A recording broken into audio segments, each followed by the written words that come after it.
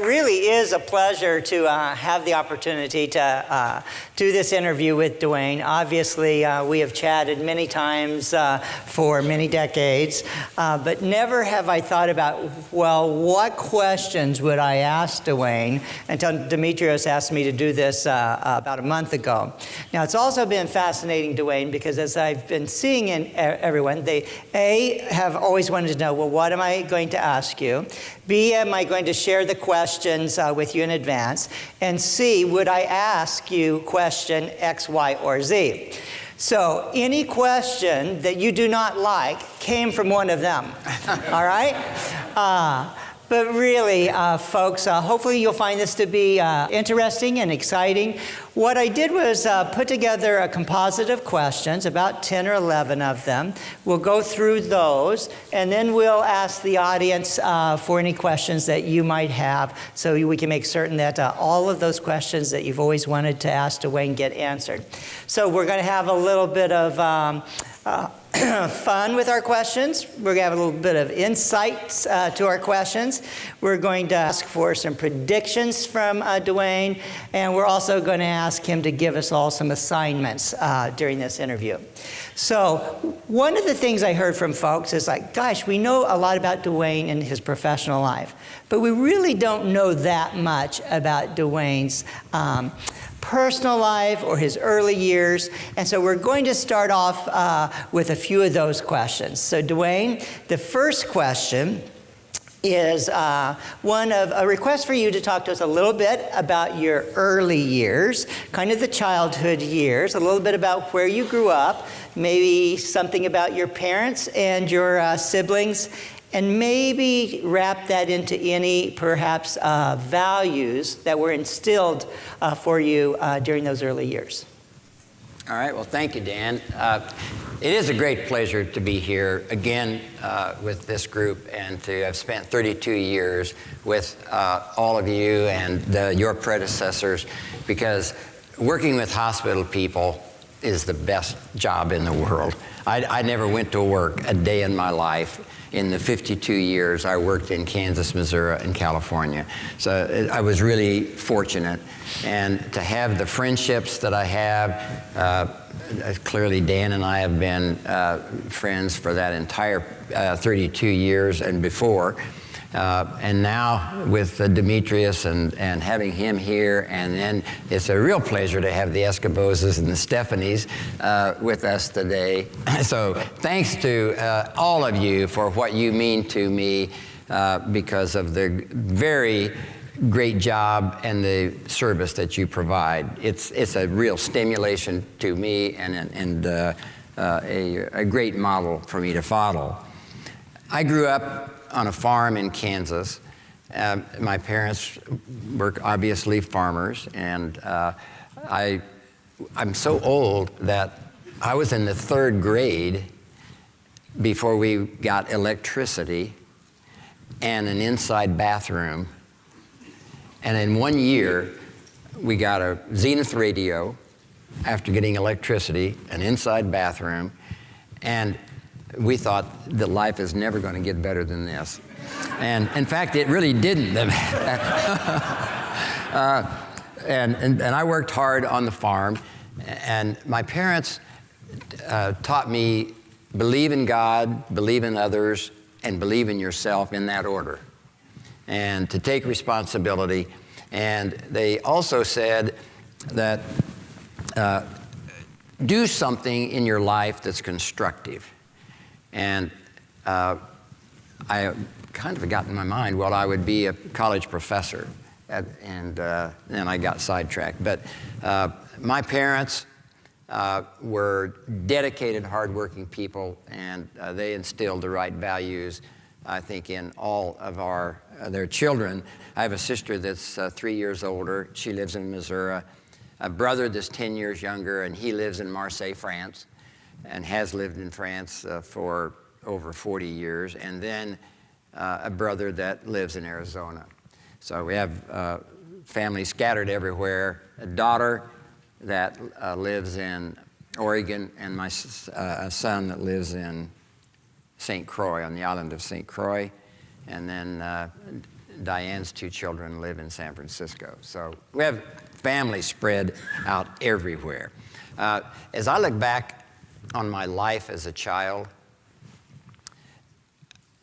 I didn't have much. And we had to raise everything we ate. And so it was a community that was not rich, relative, but not poor, but typical farming community. And everybody worked for everybody else. So you develop a sense of community in that kind of an environment that you probably don't get in an urban area. And I think that helped me through my career. Great. God, yourself, and others, values to have lived your career by. So thanks for sharing that. So now let's get out of the childhood years and jump into high school. Here's one of those fun questions. So tell us about high school years, something that you are exceedingly proud of, and then tell us about one of your most embarrassing moments in those years. Well, I could say this about the greatest accomplishment in high school. I could say I was valedictorian of the class, which is true. But when I was applying for college, they always put, where do you rank in your class? And I would put 1. And then the next question always was, how many were in the class? And it was 12. So all I had to do was beat 11 other people. And I did. I think in high school, I had 2 really, really embarrassing experiences in grade school and high school. The grade school one, I was in the 2nd grade, and we didn't get inside bathroom until I was in the 3rd grade, and we rode on a bus.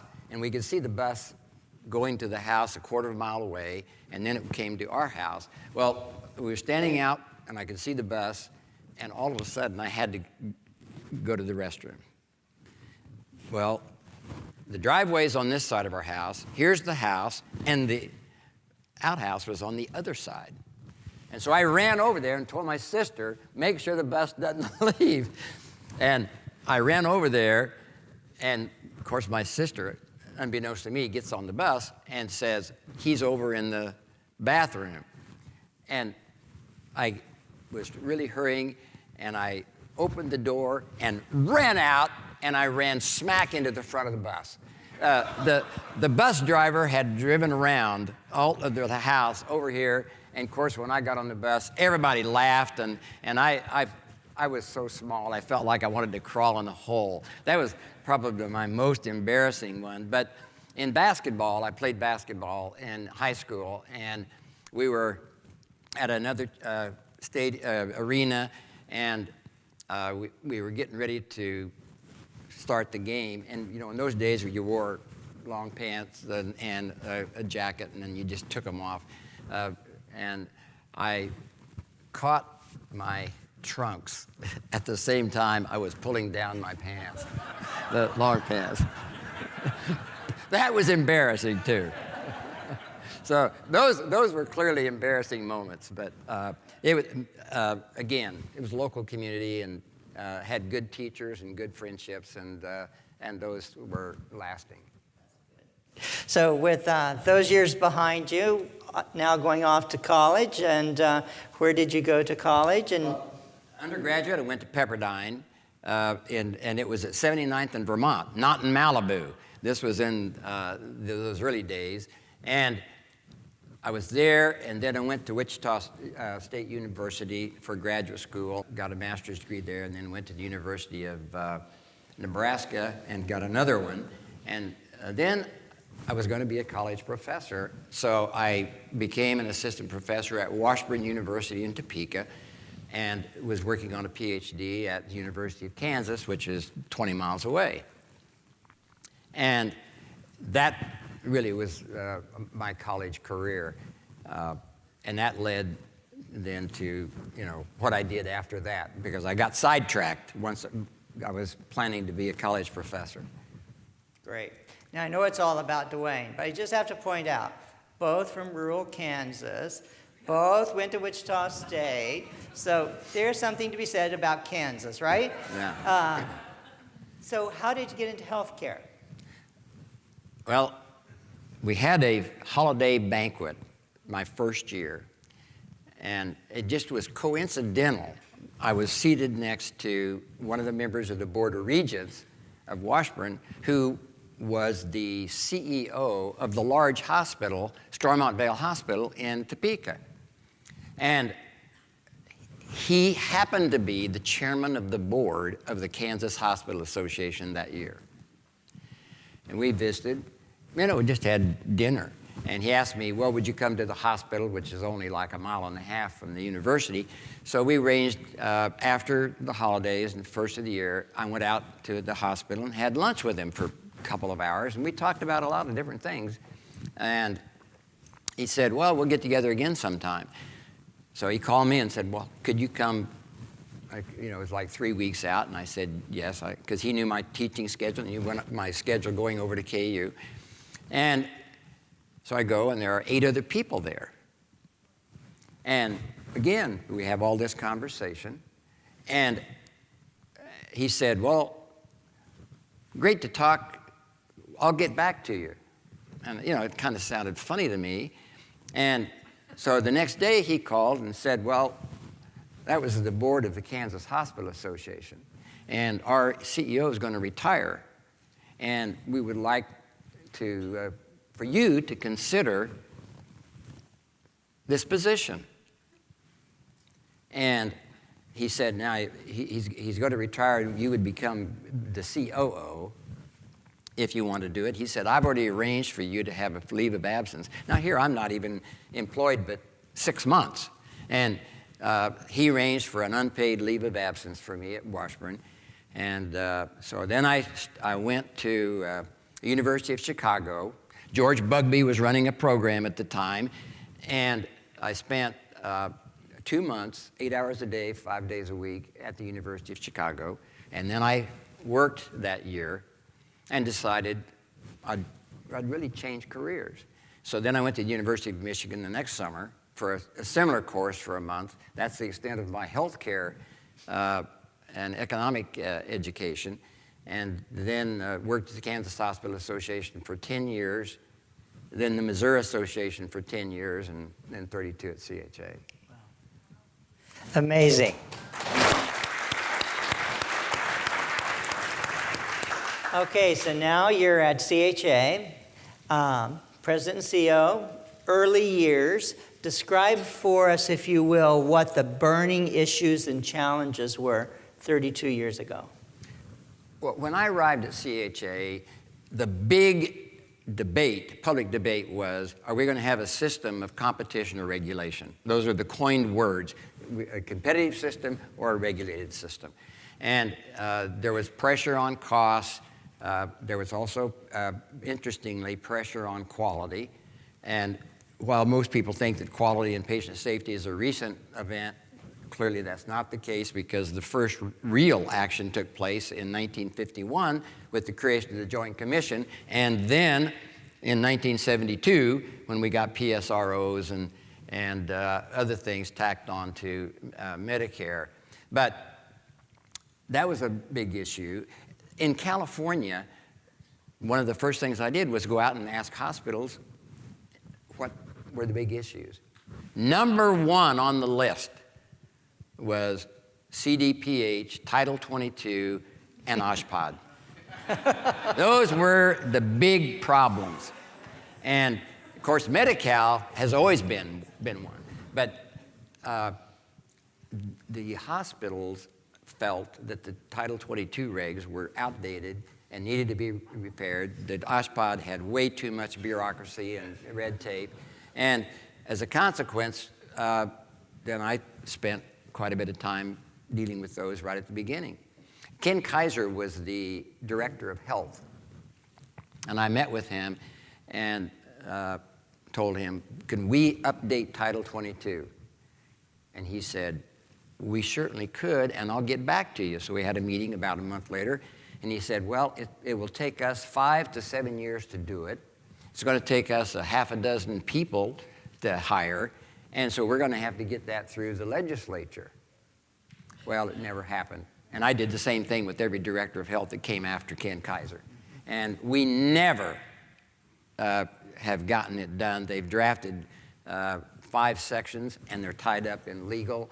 And so that's always been an issue. On the other side, OSPOD has made significant advances. So we've got a lot of improvement in the way OSPOD operates, but we still have not resolved the CDPH. Well, we just met in the desert last week, the integrated delivery systems, and both CDPH and OSPOD was on the agenda and dialogue, so it's interesting. And also share with the group, when we have discussions today about Title 22, what do you always tend to tell the board members when we're wanting change? Well, the CHA board, as the membership, gets impatient, and rightfully so. But there are 2 aspects in this environment in California.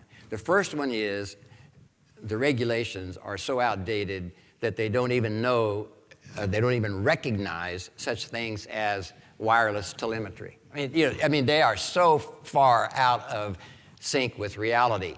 On the other hand, because of the pressure from interest groups, we may get something worse than we wanted before, because a lot of people want more and more regulation as opposed to streamlining, and Ian was exactly correct. We are way too complex, and we've got to simplify the system, not just the things he talked about, which we have to do, but the internal things like regulations. And the people, there are a lot of people with the exact opposite point of view. We got to do more and more to control what people are doing. So we have a real dilemma in dealing with Title 22. So you kind of made me think of that old adage, the devil you know is better than the devil you don't know. Yeah. And it's a good message for all of us to remember. So think about, if you will, some of the greatest, most impactful healthcare changes that you have seen in your career. And give us your thoughts on those. Well, I started when Medicare and Medicaid began. And that was the biggest change. Everybody was concerned. It was socialized medicine, and the government was going to take over. And really getting adjusted to the program. We started out as hospitals getting quote, Medicare-defined costs plus 2%. Then it went to Medicare plus 1%. Then it went to just Medicare costs. And then they started redefining cost and continually reducing.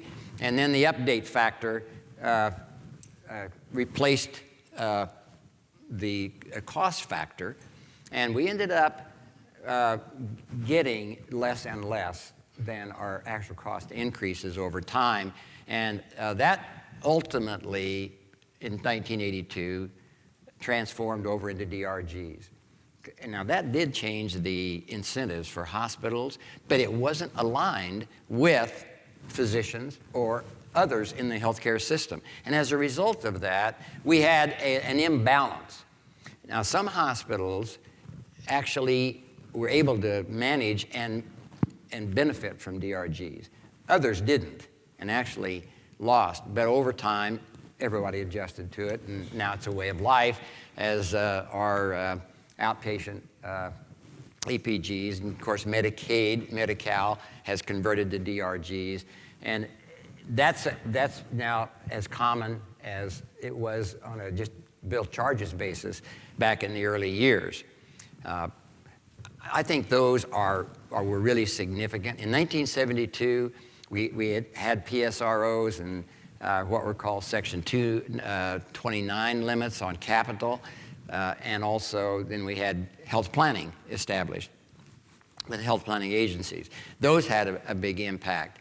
And then after 82, we went through a series of things that impacted. We had the HMO Act. We had other changes. We went to PROs. And then, of course, we had the 90s with the emergence of managed care and the fallout that occurred. Actually, there was fallout in the 70s in HMOs in California that were primary Medicaid. So we learned very little there, and then we kind of repeated those again in the 90s.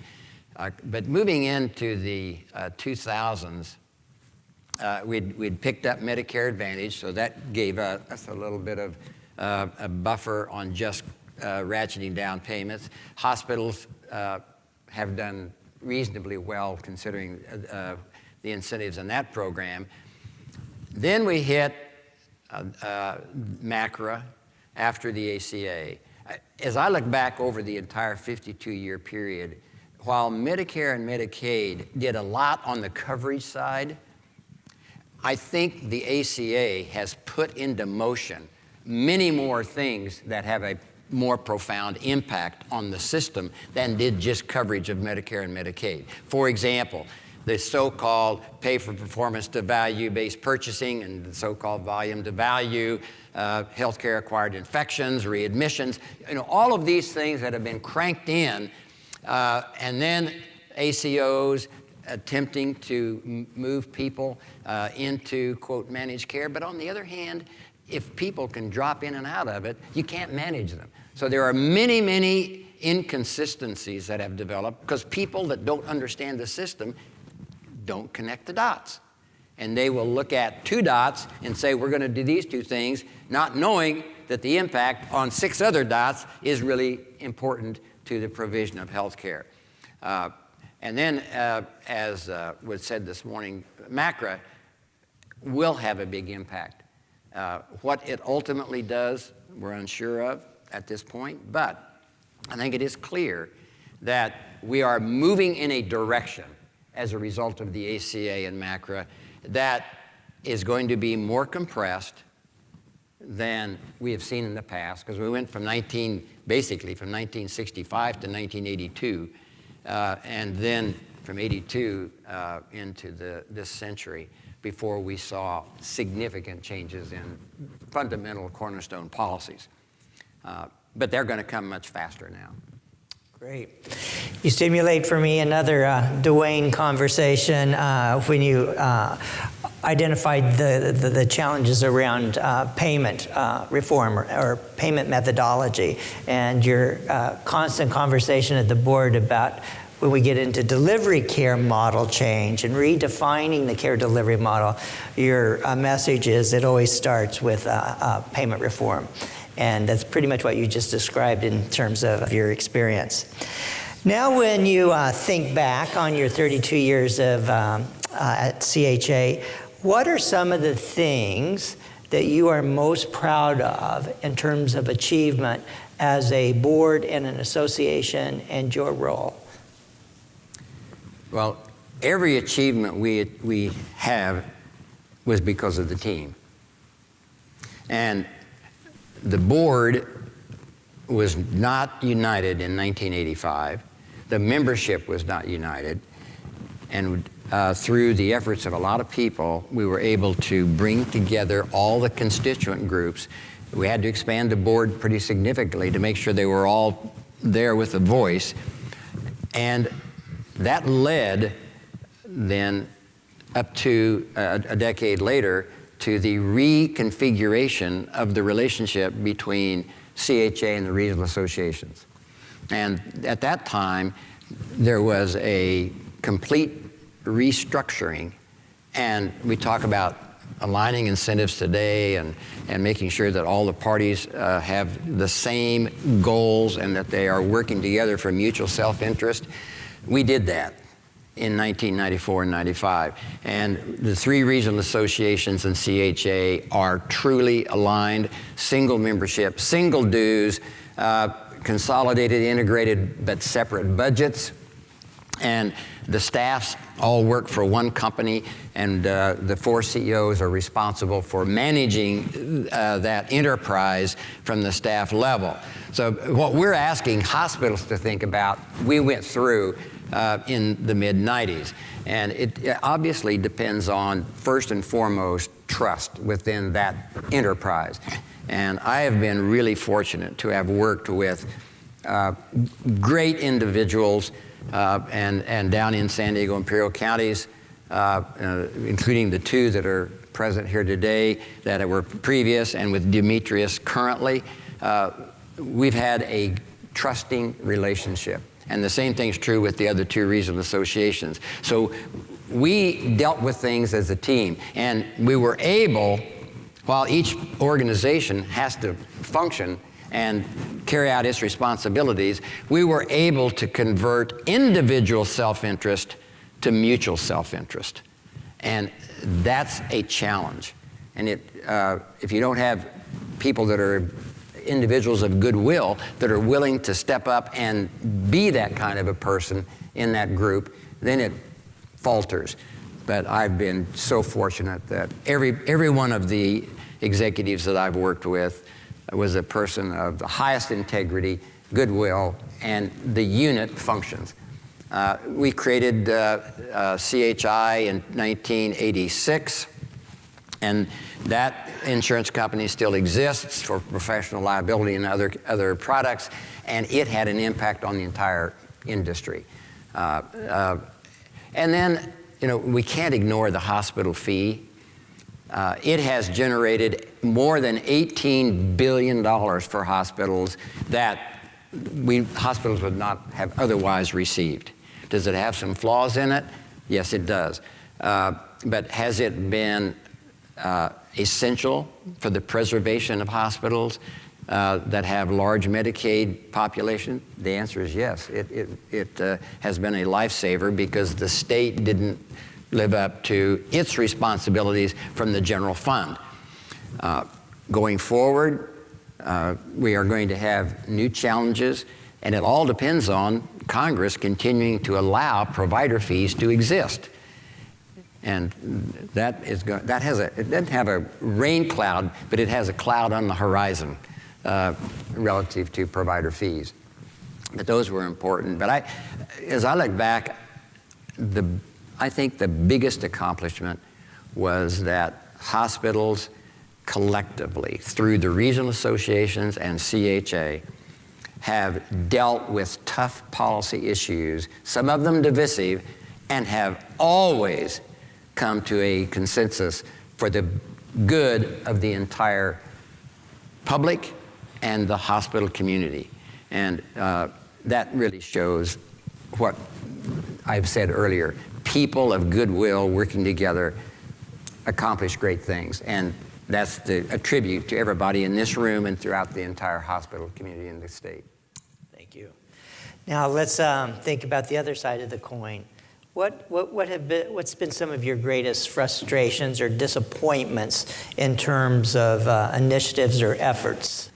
The greatest disappointment in my entire 52 years was the passage of nurse-staff ratios in 1999. Now, you could say, well, it's not the worst thing in the world, but here was the disappointment to me. I had a commitment from our highest state executive that bill would not become law. And on the very last night of the 30-day period to act on legislation, organized labor exerted so much influence that I received a phone call saying I'm going to have to change my mind. I felt like that was the biggest disappointment because I had counted on direct conversation and commitments made to me. But I think back on it, and that was the shock. But since then, I have experienced lesser issues of lesser importance, but I've experienced some of those now, and the frequency is unfortunately increasing. And it gets to some of the things that Ian talked about. But my conclusion is that people, because of instantaneous communications, because of all of the division that exists and the polarization, they don't have the same value base that used to exist. And so I think we're going to see as a way of life some of the inconsistencies that just didn't exist in the world in which I lived in earlier days. I do remember that call. About if you had that magic wand or that genie bottle and you could bring about any 3 changes in California for better health care, what would some of those changes look like? Yeah. First and foremost, I would bring together behavioral health and physical health. Integrate those into one. It makes no sense to have 58 different county mental health services and at the same time have mental health funded differently. Everybody's for integrating mental health, but when you sit down and talk with the stakeholders, they want to keep it like it is. Well, you can't do that. And the provider community can't integrate care and coordinate that care if they have bifurcated systems. Human nature just doesn't allow that to happen. So first and foremost, that's what I would do. Secondly, I'd establish the ground rules and give it like a 5-year lead time and say that in 5 years, there are going to be 3 choices. One of them, Medicare, and I support having some options in Medicare like fee-for-service and MA, and Ian was correct. ACOs haven't been overwhelming. He used the word underwhelming, and I think that's accurate. But having some options for people there, and then we always have to have a third program for people that fall through the cracks. And there are 2 types in the United States. One of them is people that are legal residents that, just are not going to take it regardless. And then you have the undocumented and how we're going to deal with them because of the inconsistent federal policies there. And let providers across the spectrum get together and put the systems in place to meet that kind of a payment model. Now, all of the people in this room and throughout the state have enough ingenuity and intelligence, they can do things. But when the incentives are not aligned and people can still do things in siloed, fragmented ways, they're going to. And innovation and disruption, when it creates something that is new and innovative, a lot of the time, instead of being integrated, it becomes its own silo. And while it of itself is really good, and while the providers over here and the others that are in the silo, their own silos are increasing productivity all the time, the system does not get more efficient in the totality of healthcare. And that's the big piece here on that side of the equation. However, if we don't bring in the consumer side, the demand side of the healthcare equation, no matter what we do over here on the delivery side, we can't bend the curve. We can slow down the growth, but we can't bend the curve. Why? Because if people are obese, they abuse substances, they abuse tobacco, now marijuana, the inconsistencies are people want all this choice, but yet they don't want to spend more on health care, and we do things that are counter to the real goal, which tells me that we have to give a compelling case to people so they will think long-term rather than just short-term. And getting elected officials to think long-term is even more difficult because of their coming up for re-election every 2 years if they're in the House or the Assembly, or 4 years in the California Senate or 6 years at the U.S. Senate. There's no driving compulsion to do things that will give you the long-term results. And so what do? You tinker around, try to regulate the things that you see now that may be out of whack in the current view, pharmaceutical prices being a current example. They're bad, we know that, and some of the practices are also unacceptable, but it's not just pharma by itself. If we don't look at the entire healthcare equation, then we are going to miss the boat. We may do some things like pass a bill this year regulating prices in pharmaceutical products in California, but it doesn't really get to the core. What it does is put requirements on, and now they're going to have to, they'll inundate Bob, David, and Oshpod with paper, because that's the way the system is constructed. So our challenge is to avoid just layers and layers on top of the system in the hope that we're going to drive everybody into the right end result. We have to incentivize people to get there. And that has to be thoughtfully done with a lead time for people to do it. Great. So now throw away your magic wand and pick up your crystal ball and tell us what California healthcare is going to look like in 5 to 10 years. Well, I'll say ditto to Ian's comments. And, while he may have gleaned a few things from me over the years, I got a lot more from him. And I think he's right on target. But I see the following, at least in the next 5 years, maybe 10. More polarization. More pressure on providers because of the cost and the quality and the pressure for transparency, and people hanging on to things that they think will make a difference, but they make marginal difference as opposed to create fundamental change.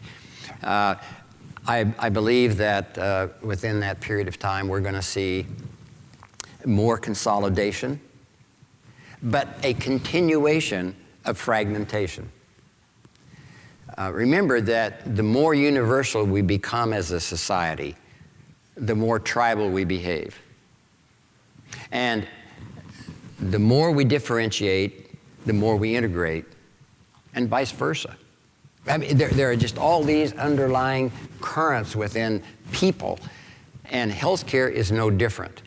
This is one thing that I find to be a really anomaly. In this country, we have certain rights, but those rights are probably not what a lot of people think. We have a right to bear arms. We have a right to life, liberty, and the pursuit of happiness. We have the freedom of speech. We have the right to bear arms, but the government doesn't provide everybody with a gun. Now, we're going to have health care as a right. If we do, then it seems to me like the obligation would be for the government to not necessarily provide it all, but to ensure that it is, quote, available. And I think that we'll move in that direction in the next 5 to 10 years. It would be a tragic mistake for California to adopt a single-payer program. I don't care what it is, because here will be the result. The cost will be underestimated. They will become unmanageable. In-migration to California will be horrendous. If we think that we're getting a lot of homeless in now, we're getting quite a few people that are homeless that migrate into California. If we're the only state with guaranteed health insurance provided through a single-payer government system, we're going to be inundated, because every state will find a way to give a bus ticket to the people to come to California because they can get rid of them in their states.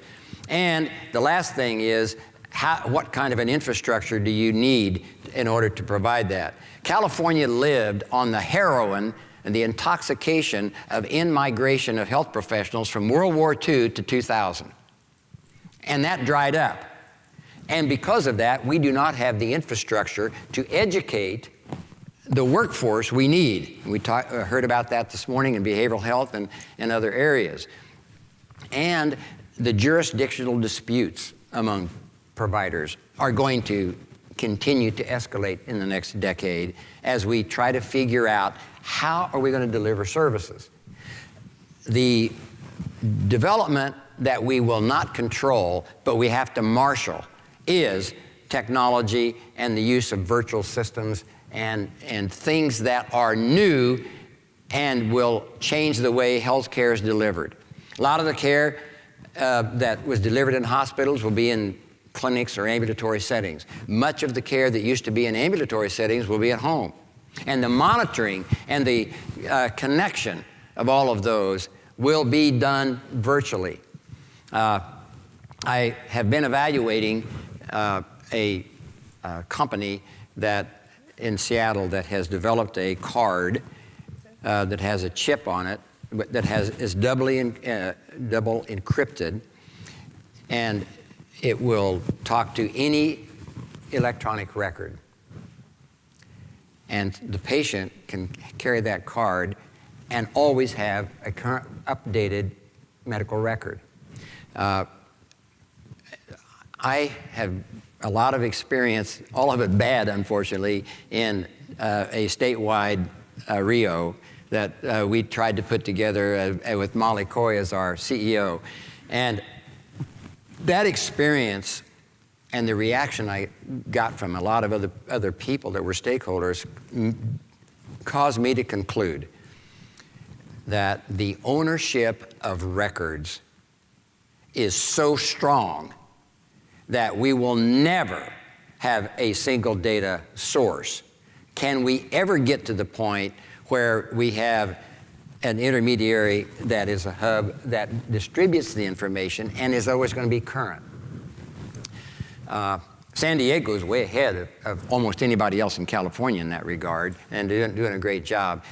It seems to me that it's better for the patient to control the information. Remember that a record, whether it's in a doctor's office or in a physical therapy clinic, community clinic, or a hospital or a nursing home, is not, the actual information is not the property of the owner of that record. They own the record, but the information on it is owned by the patient. And if patients can carry a driver's license and a credit card, it seems to me they could carry a card that is a card with their information on it that would always be totally up to date, and it would be a lot easier then to access it. I don't know whether this was an idea I came up with 20 years ago, and I got shot down. And I've had conversations with people over the years, and now there is a company that's got it. And I'm going to evaluate it to see what it's like. We may end up with some things like that that will be informational as well as practical. But that's just one example. I mean, we could cite a lot of them. And how California leads the way in adjusting to this new virtual world will be instrumental in the direction of the nation. And we've got a great opportunity out here with all of the innovation and the ideas being generated in the state to be the national leader, and I hope we are. 10 years out, will there still be a corporate ban on the practice of medicine in California, and will we see significant consolidation of healthcare systems? I could make an argument that there will be fewer systems, but let's just take what's happened in the last year or so. Who would have thought that once St. Joe and Hoag came together, that all of a sudden they would join with Providence? Dignity working with CHI. I know, confidentially, of several discussions going on in California today of systems and hospitals talking, and I know of some hospitals that are talking to 3 different systems, trying to figure out where do they go. So I think the answer is yes, there will be more consolidation there. I think there will be consolidation of the payers and of others, but the continuum of care, from wellness and prevention to episodic care, to post-acute care, to rehab, behavioral health, management of chronic conditions, advanced illness and end of life. In order to provide population health, you have to be able to coordinate the care across that spectrum.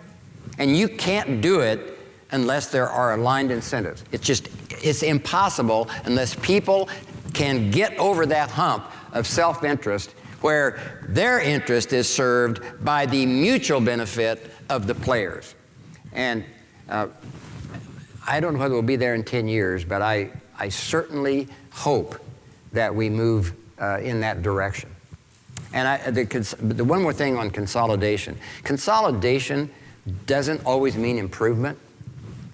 And there's literature that big systems cost too much, but when you look at some systems, they're not efficient, and if you have a far-flung system, it's much more difficult. If you have a system that's delivering services in a region with a defined population, then they can be much more effective and over the long term. And the undermining current here is that when individuals can change from one company to the next one to the next one, you are undermining the incentives to really spend what it takes to make those people happy. Kaiser has a benefit because 97% of the people stay in Kaiser. And Kaiser does the best job in the nation in developing that kind of loyalty and providing that kind of care. If everybody else was able to get there, then I believe that we would end up with a much more efficient system overall. But I grew up in the Midwest and in Wyoming. I was talking to my former counterpart the other day. They have 2% in managed care. And by the way, managed care is not necessarily managed care. It could be just managed money, which is what some of these are. And one piece may be capitated, but then they may pay other people on a fee-for-service basis. And so we still are not aligning incentives across the spectrum. And we have to bridge those gaps if we are going to get to the point where you can really manage health care. Physician employment, I ignored that one. When I came to CHA in 1985,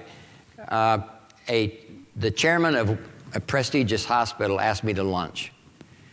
And he said, and he was pretty definitive with me, pointing his finger, there's one thing I want you to get done, and that's to eliminate the corporate practice of medicine, and I want it done by 1 year from now, he said.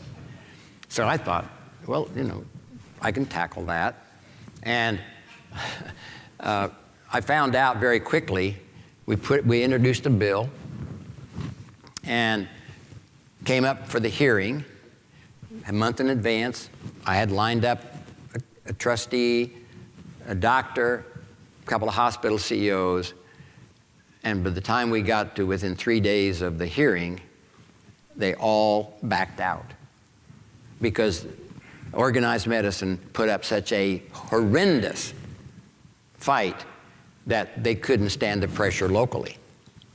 And so nobody would stand up. Of course, I became the sole testifier, witness, and I got creamed.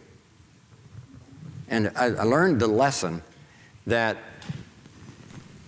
first of all, if the politics aren't, I knew this, but I let it slip, that if the politics aren't lined up on an issue, don't pursue it. Because in Sacramento, 95% of the decision is made on the basis of the politics and 5% on the policy. And if you don't get the first piece, you'll never get the second. A few times, people have gone to the ballot and gotten it, but that's costly and difficult as well. I believe that the corporate practice of medicine will still be in place in 2010 in some form. Now, we were able to get exceptions for critical access hospitals, and some of them are employing physicians. There will be some additional exceptions as time goes on, but I think 10 years is insufficient unless we had some major incentive created where people had to get together and integrate in such a way that maintaining siloism was no longer in their individual self-interest. So my last question, and then we'll go to the audience. Have you had mentors in your life? And if so, are you comfortable with sharing some of their advice, why they were your mentors, etc.? You know, that's an interesting question. I've never had a mentor in my life. I've had dozens, hundreds of people that I've learned from and that have been very important in my career. But never did I have one person that I look to as a mentor. I've tried to be a mentor to a lot of people and help people. In fact, the greatest achievement in my career has been, in my judgment, has been to find secure employees that had great potential and then help nurture and support them so they could get to the ultimate of their growth on the personal and professional levels. And I've been fortunate that we've had many, many of those, and I've been able to help people in hospitals, but I never had an individual where I took them from the ground and brought them up, and I never had a mentor per se, and I have to say this is probably my own fault, because I always had the philosophy that I had to do this, and I was capable of doing it. And so I would study and work and read and then ask questions of a lot of people. So did I get mentoring? I got a lot of it. But was there a single mentor? No. The one piece of advice, this was back in 1966. We were at a Kansas Hospital Association board meeting, and I was making a pitch, because you always think when you're that age, whatever you create is the best thing since sliced bread. And I had a proposal on the table, and after the meeting, it got tabled. And after the meeting, Dr. Carl Menninger, who was the CEO of the Menninger Foundation, which happened to be in Topeka at that time, and in 1966, a fifth of all psychiatrists in the United States had been trained at the Menninger Foundation. And he pulled me aside, and he said, I'm going to give you one piece of advice. No major accomplishment that changes the world in which you live will be fully accomplished in your lifetime. But he said that's no reason not to do it. But he said, don't, because I was proposing some significant changes in the healthcare system for Kansas.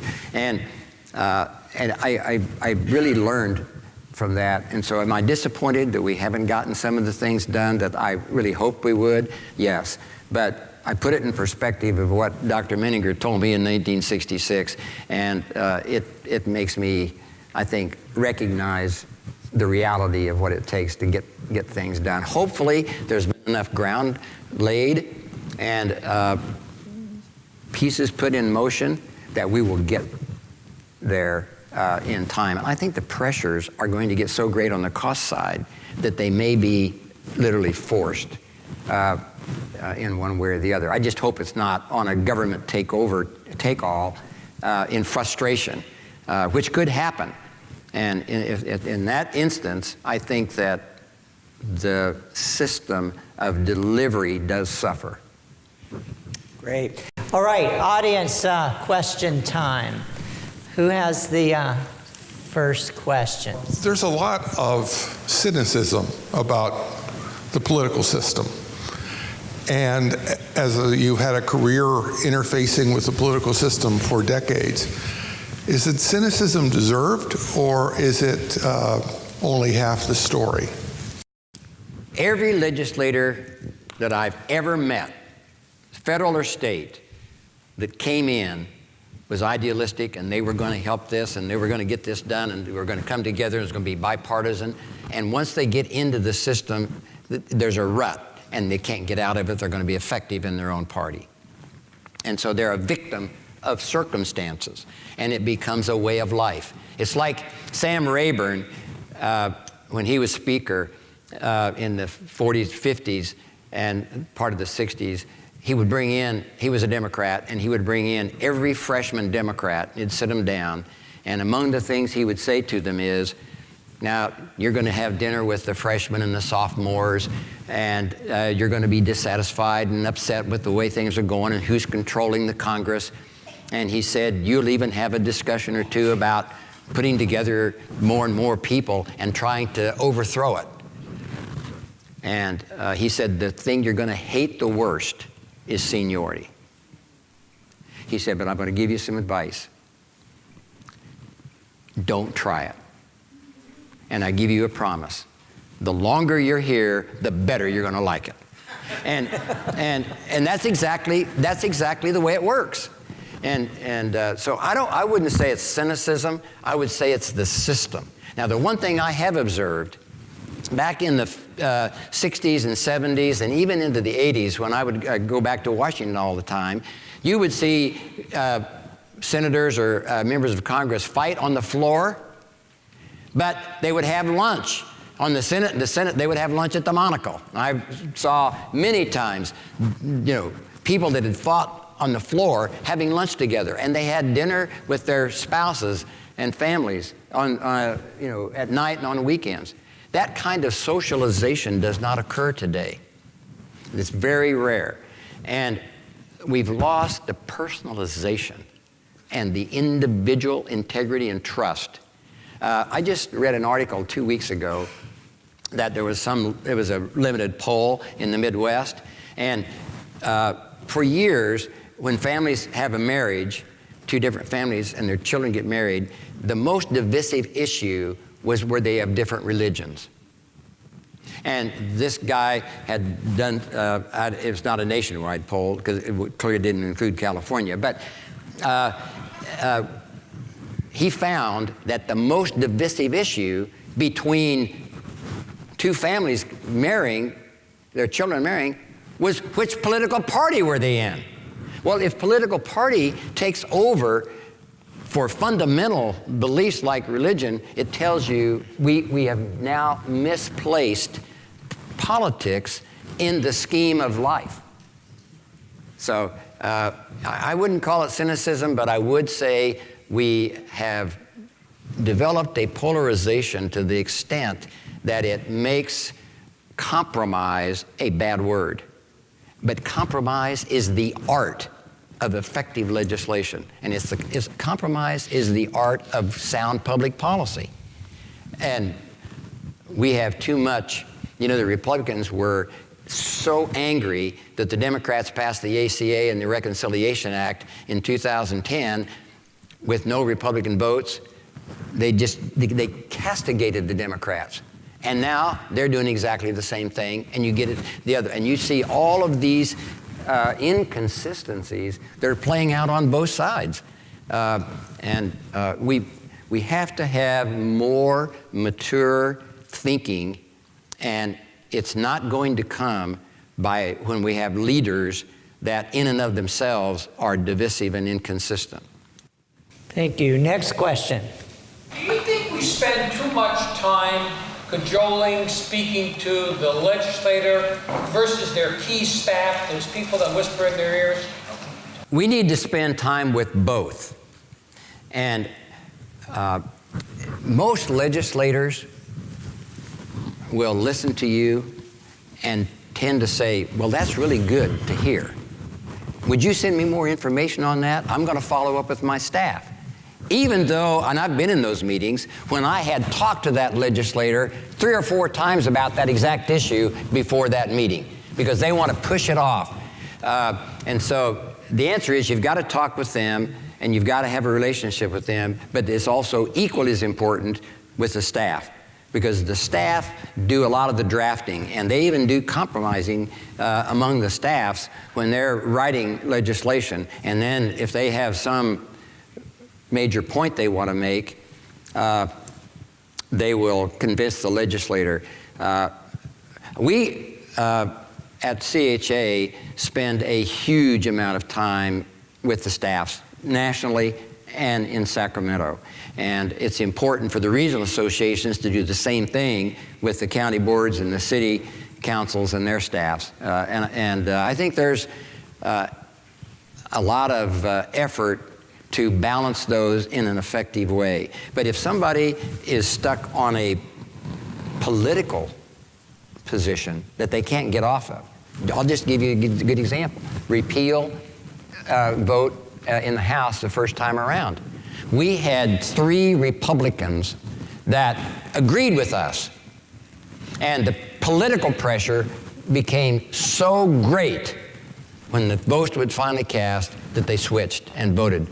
But they knew that that was not the right vote. And that's when politics dictate what happens. Next question. Judith? Yes, Duane, I'm going to go back to your remembering things that have come out of the political process that might have disappointed you. And the key thing that popped in my head was the Mental Health Services Act and the direction that you co-chaired to lead up to that, and what a great disappointment at the end of the day it turned out to be for hospitals. You might comment on that? Which act? Mental Health Services. Oh, the Mental Health Service, Prop 63. Sorry, okay. Yes. Again, I entered the Prop 63 foray when it was at the second base, or halfway through. And then Senator Darrell Steinberg asked me to come in and take it over and chair it. I did. And I found out that there was vague language in there related to facilities development and education of workforce. It was supposed to be administered by the counties. Well, I really was not supportive of it being administered by the counties, but agreed to it, and with all the stakeholders, every one of them, including all of those people connected to mental health, we agreed that there would be an allocation of funds with implementing legislation to go to construction of some psychiatric facilities and workforce development. After it passed, and we were instrumental in helping getting it passed, not only financially, but also with a lot of leadership from hospitals, and the hospitals particularly that operated mental health units or freestanding mental health hospitals. And once it was passed, they moved 180 degrees and then said, no, this is not intended for hospitals. It's not intended to train more social workers or psychiatrists. And the disappointment was that commitments made at the midpoint of that campaign were not carried forward after it was passed. And bottom line is, we accepted people's word, and that was a mistake. So, to wrap it all up, as you move towards retirement, what will retirement look like for Duane Dauner? Well, I first have to learn how to spell the word. I don't intend to do that until I'm 90. And in the meantime, for the next 14 months, my job on the CHA side is to manage ballot initiatives, and secondly, to provide advice, support, and counsel to the new CEO. And I will always be a 100%, 1,000% supporter of CHA.